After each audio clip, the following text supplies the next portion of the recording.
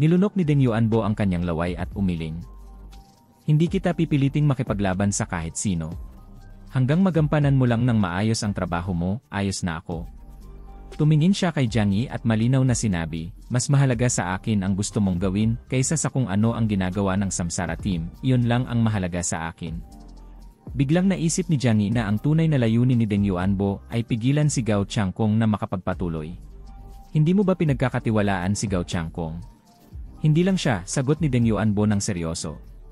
Kailangan mong gawin ang trabahong ito, at saka ka magiging isang mahalagang tao para sa amin. Pinatay ang pamangkin ko dahil gusto nilang samantalahin ito at baguhin ang lahat sa Blizzard City. Ang matandang tulad ko ay hindi kailanman papayag doon. Kung ikaw, isang tao mula sa labas, ang hahawak nito, hindi talaga magbabago ang kapangyarihan sa Blizzard City. Hindi ganap na naniwala si Jiang Yi sa sinabi ni Deng Yuanbo. Mahirap magtiwala sa kanya, at alam ni Jiang Yi na mas magaling si Deng Yuanbo sa mga plano at laro ng kapangyarihan. Kung maniniwala siya sa lahat ng sinabi ni Deng Yuanbo, baka malinlang lang siya. Pero, sinasabi mo na tutulungan mo ako at ang team ko para maging mas malakas kami para manalo sa Eclipse at makakuha ng maraming kredito. Ayaw mong may ibang kumuha ng kredito, tama? Tama. Tumango si Deng Yuanbo. Ang mananalo sa Eclipse ang makakakuha ng pinakamataas na respeto sa Blizzard City. At dahil galing sila sa Neon, espesyal sila sa paningin ng iba. Naiintindihan mo, di ba? Naintindihan ni Jiang Yi ito. May sense naman. Marami nang pinagdadaanan ang pamilya Deng, at natatakot silang baka magbago ang kapangyarihan sa Blizzard City at makasama pa sa kanila. Kung walang ibang makakakuha ng malaking kredito, unti-unting makakabalik ang pamilya Deng sa isang matatag na posisyon. Naging curious din si Jiang Yi kung paano plano ni Deng Yuanbo tulungan ang team niya na maging mas malakas. Paano mo kami tutulungan? Gagamitin mo ba ang X-compound? Ngunit mumiti si Deng Yuanbo ng hindi magaan, para bang may itinatagong lihim. Ang bagay na yon, hindi ka matutulungan ng husto. Para iyon sa mga tao sa paligid mo.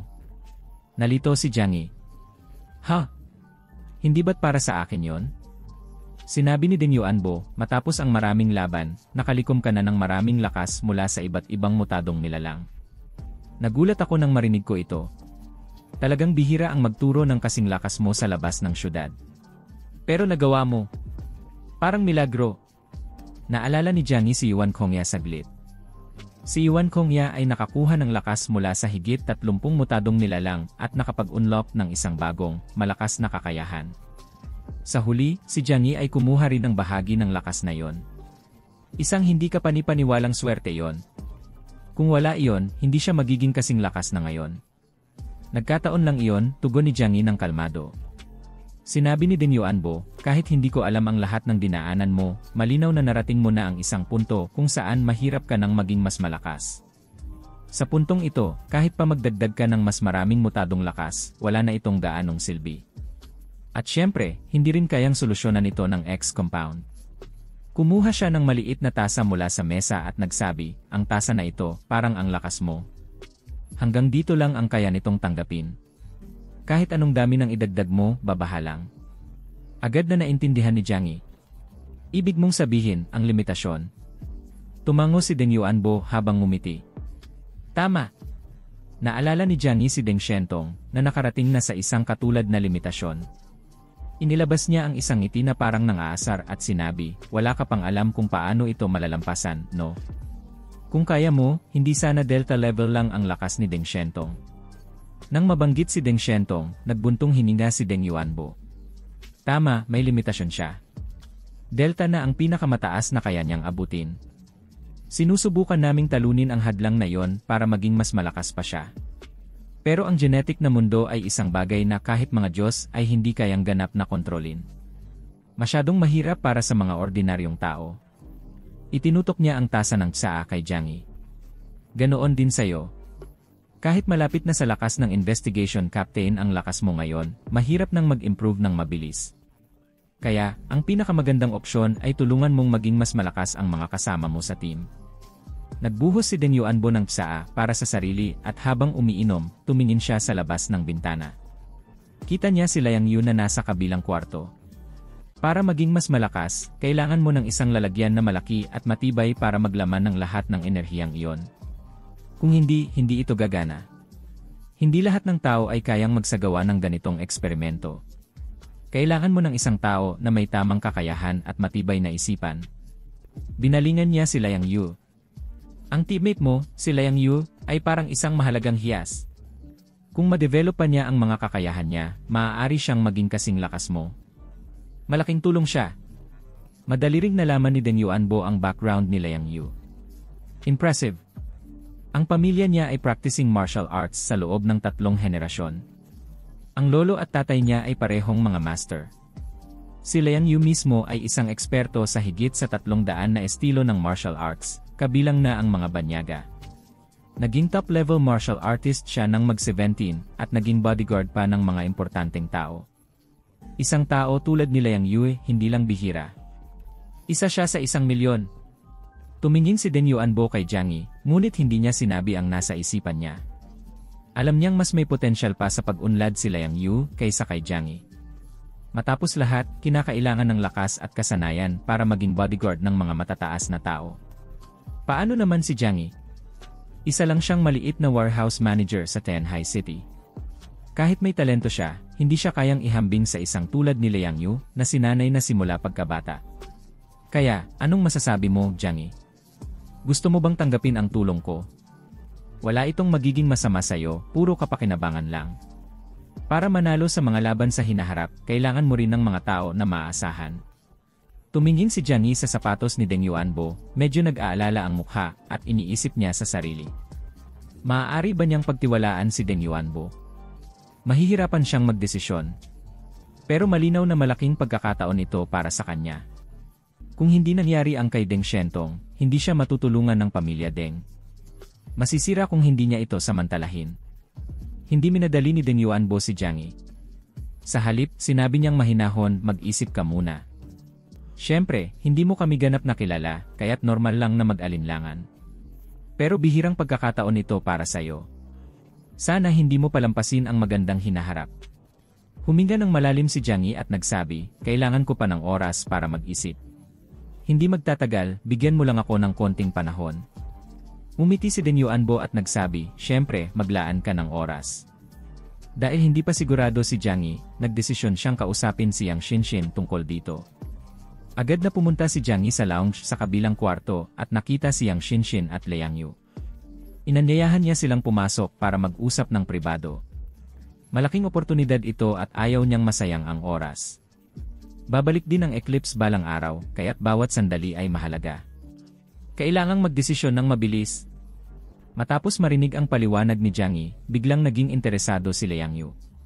Ang pamilya Deng ay tiyak na maraming alam tungkol sa teknolohiyang genetiko, lalo na pagdating sa mga mutant.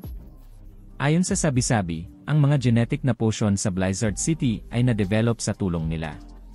Talagang gusto ni Liang Yu na maging mas malakas. Sinabi niya kay Jiang Yi, handa akong subukan.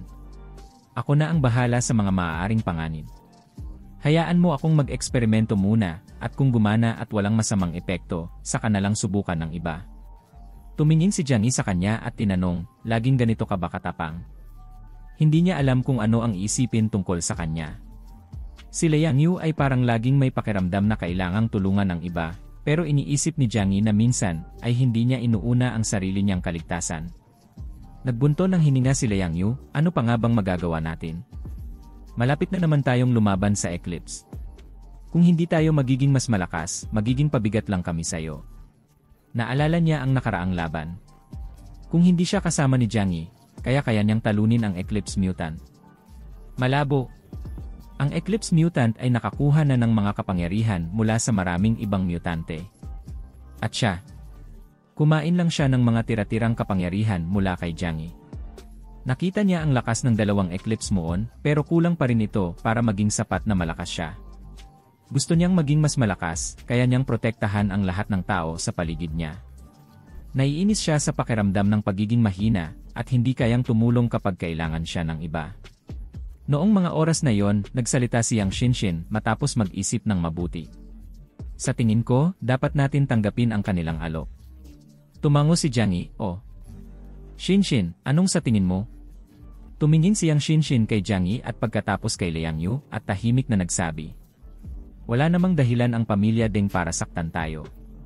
Ngayon, kailangan ni Blizzard City ang mga kakayahan mo, Jiang Yi, at dahil tinanggap mo ang misyon na ito, kailangan nilang protektahan ka palalo. Kaya hindi ka nila sasaktan ngayon. Gagawin nila ang lahat para tulungan kang talunin ang Eclipse at mapanatili ang dangal ng buong rehiyon ng Jiangnan. May ibang iniisip pa siyang Shinshin na hindi niya nasabi. Kahit na gumamit pa ng kahit anong paraan ang pamilya Deng, basta si Liang Yu ang pupunta at hindi si Jiang Yi, manageable pa rin ang panganib. Para sa kanya, anumang bagay na hindi kasali si Jiang Yi ay maliit na issue lang. Nakita ni Liang Yu na sang-ayon din siyang Shinshin na tanggapin ang tulong mula sa pamilya Deng, kaya't sinabi niya, Jiang Yi, hayaan mo akong pumunta. Tumingin si Jiang Yi kay Liang Yu ng matagal.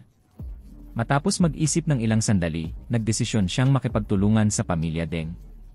Kung magtagumpay si Liang Yu, ang iba ay maaaring maging mas malakas din sa ganitong paraan. Kaya tumango si Jiang Yi ng matatag at bumalik sa opisina ni Deng Yuanbo upang ipakita ang kanyang desisyon. Tinatanggap namin ang tulong ng pamilya Deng, anya. Hanggang dito na muna magtatapos ang ating kwento para sa araw na ito. Maraming salamat sa inyong panunood. Huwag kalimutang i-click ang subscribe button at i-on ang notification bell para hindi niyo ma-miss ang mga updates. Babalik ako bukas para sa isa pang kapanapanabik na episode. Hanggang sa muli, ingat kayo at tandaan, ang lahat ng problema ay may solusyon, at wag mo nang paabutin pa sa Rafi Tulfo in action.